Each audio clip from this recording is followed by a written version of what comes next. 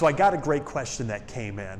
I'm trying to share my feelings with my girlfriend, but am really struggling to be vulnerable. How do I do it? Great question. I'm Mark. And I'm Kelly. Thanks for watching our channel where we make dating and relationship videos to help you show up confidently to a dating relationship that leads to marriage. Hit that subscribe button below and allow us to take the journey with you, and hit that bell so we can be an encouragement to you every week as we put out a new video. Men and women express their feelings differently. Men in general would rather have a heart attack and die than to share their feelings. The thought of sharing my feelings sounds like a very long, exhausting, and unnecessary task. Women, on the other hand, love this stuff, and they can talk about their feelings for hours as they process a situation. So to you, don't beat yourself up if that's not you.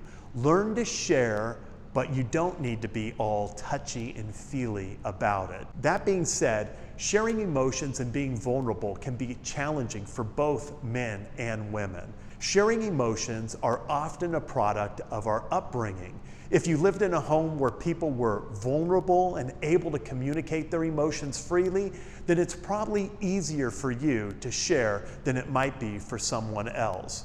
And it's probably an expectation that you have for your partner as well.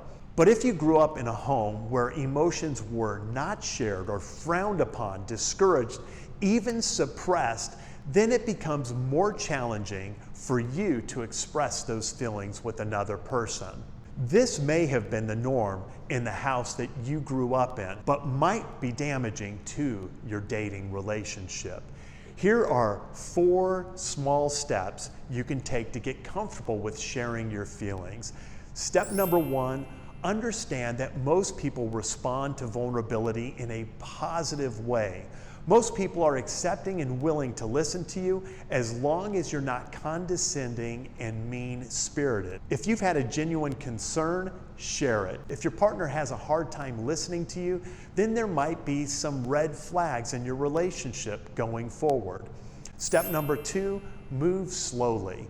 Share a little bit at a time and get comfortable with sharing. You don't have to open up all the emotional floodgates at once.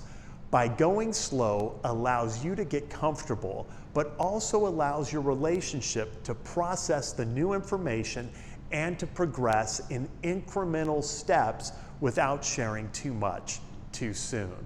Step number 3, clarify what you're feeling and experiencing.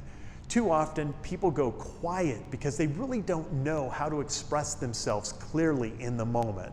Sometimes it's good to just pause, take out a pen and paper, write down your thoughts, your experiencing, and your emotions, put it on paper, read it, so you can come back and communicate better to the other person. Step 4, avoid blaming and making accusations. Being vulnerable with expressing your hurt in a relationship, you don't want to attack the other person and blame and accuse them of things. Approach it with the mindset that the other person and your relationship is important to you and it matters. Here's one major tip for the other person who's listening to the person being vulnerable.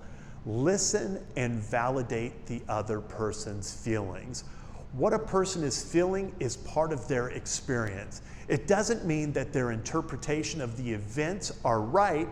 There's oftentimes misunderstandings, but take time to listen, provide a safe place for them to share with you, listen and validate their concerns, but then discuss for better clarification and understanding. Take these steps and you will see your relationship go deeper and grow stronger. What other steps or tips would you give another person on how to share their feelings with someone they care about? How challenging is it for you to share your feelings with someone special in your life? Leave a comment below, give us a thumbs up, share it with a friend, and until next time, live victoriously.